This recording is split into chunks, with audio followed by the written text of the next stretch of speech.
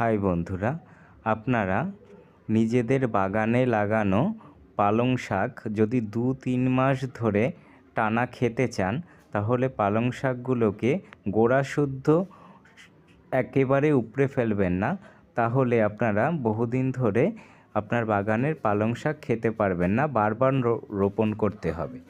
সেই জন্য যেখানে পালং শাকগুলো ঘন হয়ে উঠবে সেখান থেকে হয়তো কিছু কিছু শাক আপনারা গোড়া থেকে তুলে নেবেন, কিন্তু বাকি যে শাকগুলো থাকবে সেগুলোর শুধু পাতা একটু নিচ থেকে কেটে সংগ্রহ করবেন এবং সেগুলো শাক হিসেবে খেয়ে নেবেন। তারপর সেই কাটা অংশগুলো থেকে আবার নতুন করে পাতা এবং ডালপালা গজাবে এবং সেগুলোকে আবার কেটে আবার আপনারা শাক হিসেবে খেয়ে নেবেন।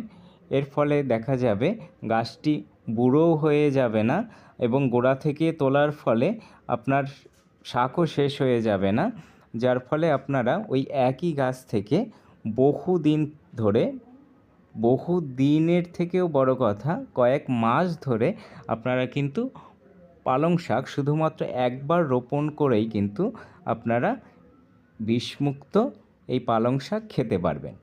পালং শাকে আপনারা কোনো রকম রাসায়নিক সার কিংবা রাসায়নিক কোনো পেস্টিসাইড ব্যবহার করবেন না। শুধুমাত্র নিম তেল এবং শুধুমাত্র নিম তেল স্প্রে করলেই হবে।